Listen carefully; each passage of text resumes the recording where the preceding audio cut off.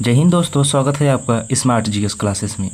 आज हम संज्ञा के पार्ट 2 को लेकर आए हैं। कल हमने पार्ट 1 को कर लिया था।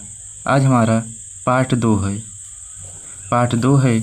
आज हम इस क्लास में भाववाचक संज्ञा बनाना सीखेंगे और यह भी देखेंगे कितने प्रकार के शब्दों से भाववाचक संज्ञाएं बनती हैं और जो महत्वपूर्ण शब्द हैं उनको हम भाववाचक संज्ञा बनाकर देखेंगे। तो चलिए बिना किसी देर के शुरू करते हैं। सबसे पहले बात करते हैं भाववाचक संज्ञाओं की। तो भाववाचक संज्ञा जो है वह 4 प्रकार के शब्दों से बनता है। 4 प्रकार की शब्दों से भाववाचक संज्ञा बनती है। चलिए सबसे पहले देखें तो सबसे पहला डालेंगे कौन सा हमारा प्रकार है। तो सबसे पहला प्रकार हो जाता है जातिवाचक से भाववाचक संज्ञा। सबसे पहला हो जाएगा जातिवाचक से भाववाचक। सबसे पहले की बात करें तो जातिवाचक शब्दों से भाववाचक संज्ञा शब्द कैसे बनते हैं तो उसको देखें। तो आप एक तरफ देखेंगे जातिवाचक, एक तरफ लिखेंगे जातिवाचक और दूसरी तरफ हो जाएगा हमारा दूसरी तरफ भाववाचक। चलिए इन शब्दों को देखते हैं। तो सबसे पहला शब्द हमारा आता है जातिवाचक में आदमी। आदमी की बात करें तो इसका जो है भाववाचक संज्ञा की बात करें तो इसका भाववाचक संज्ञा जो है आदमीयत हो जाता है। वहीं दूसरे में बात करें तो आ जाता है पशु। पशु की बात करें तो पशु का जो है भाववाचक पशुता हो जाता है। वहीं तीसरे की बात करें तो बालक की करें तो बालक का भाववाचक बालकपन हो जाता है। वहीं आगे बात करेंगे भाववाचक संज्ञा की। तो मित्र जो हो जाता है ये हमारा जातिवाचक मित्र हो जाएगा और इसका भाववाचक मित्रता हो जाता है। मित्रता हमारा भाववाचक हो जाता है। आगे देखें तो प्रभु जो है प्रभु हो जाता है। प्रभु का भाववाचक प्रभुता हो जाता है। यानी भाववाचक संज्ञा में या तो इयत या ता, पन, ता, ताल यानी इसमें प्रत्यय लगा होता है। इसमें प्रत्यय लास्ट में जरूर लगा होता है। जातिवाचक शब्द के अंत में प्रत्यय लगा होता है, वो भाववाचक संज्ञा हो जाता है। आगे देखेंगे अब दूसरे टाइप की बात करें तो हमारा दूसरा टाइप है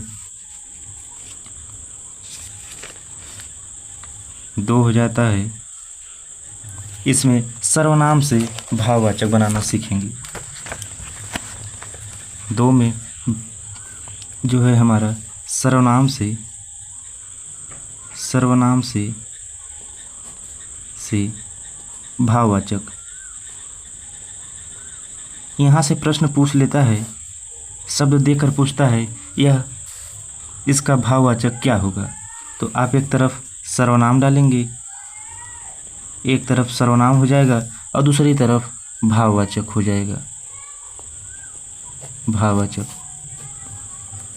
चलिए देखेंगे अब सर्वनाम से भाववाचक की बात करें तो सर्वनाम से हमारा भाववाचक जो है सबसे पहला आता है अपना आ जाता है।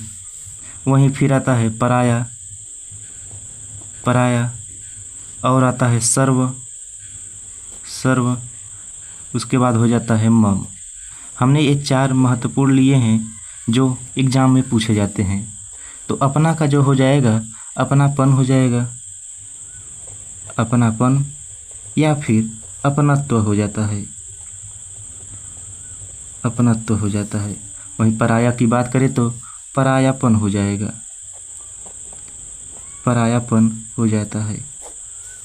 वहीं सर्व की बात करें तो सर्वस्व हो जाएगा। सर्व का भाववाचक सर्वस्व और मम का भाववाचक ममत्व हो जाता है। ये सर्वनाम से बनने वाले भाववाचक हैं। अब तीसरा देखेंगे तो तीसरा आ जाता है विशेषण से भाववाचक। विशेषण से भाववाचक। अब इसकी बात करेंगे तो विशेषण से भाववाचक की बात करें तो एक तरफ विशेषण और दूसरी तरफ भाववाचक।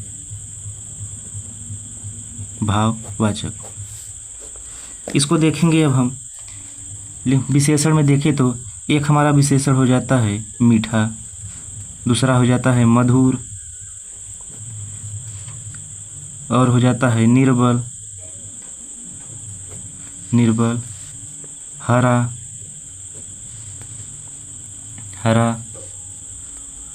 प्रवीण, उसके बाद हो जाता है निपुण। मीठा का भाववाचक देखें तो मीठा हो जाएगा मिठास, मीठा का मिठास। मधुर का माधुर्य, निर्बल का भाववाचक हो जाता है निर्बलता, वहीं हरा का हरियाली,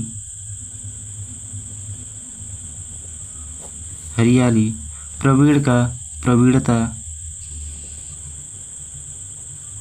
प्रवीणता और निपुण का निपुणता हो जाएगा। निपुण का भाववाचक निपुणता हो जाता है। तो ये हमारे विशेषण से भाववाचक शब्द हैं जो बनते हैं। आगे बात करेंगे तो हमारा चौथा और अंतिम आता है। हमारा चौथा शब्द है जो है वह है क्रिया से भाववाचक। क्रिया से भाववाचक शब्द।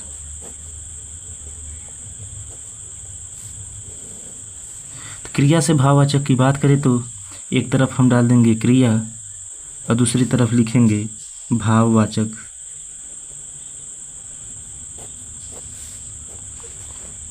क्रिया से बनने वाले भाववाचक को देखें तो सबसे पहले आ जाता है खेलना। खेलना हो जाता है जिसका भाववाचक हो जाता है खेल। खेलना का भाववाचक खेल हो जाता है। वहीं दूसरे पे आता है लिखना जिसकी भाववाचक हो जाता है लेख। ये शब्द जो हम लिख रहे हैं यह बहुत महत्वपूर्ण है। यह PYQ प्रश्न है जो किसी न किसी एग्जाम में पूछे गए हैं और यहीं से बार बार प्रश्न बनते हैं। और हमारा हो जाता है अगला शब्द लेना देना।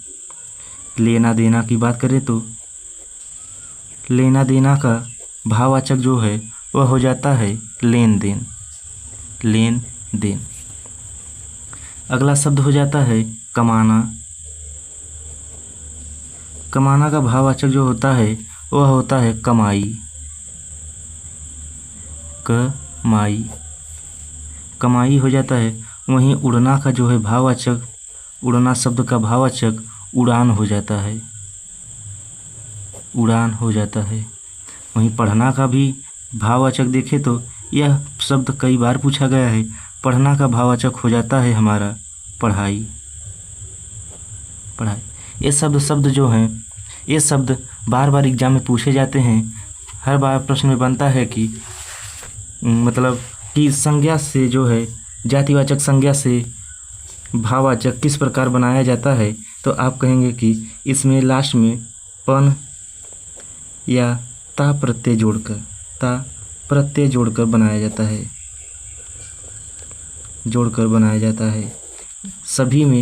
सभी शब्दों में पन या ता प्रत्यय जोड़कर बनाया जाता है भाववाचक।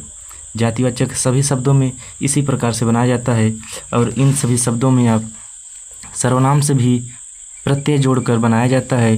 वहीं विशेषण की बात करें तो इसमें आप इसका प्रत्यय देख चुके हैं। ये सभी प्रश्न जो हैं यानी जो शब्द हैं इनसे कई बार प्रश्न पूछा गया है और यहीं से बार बार पूछे जाते हैं, इसलिए हमने इन शब्दों को कराया है।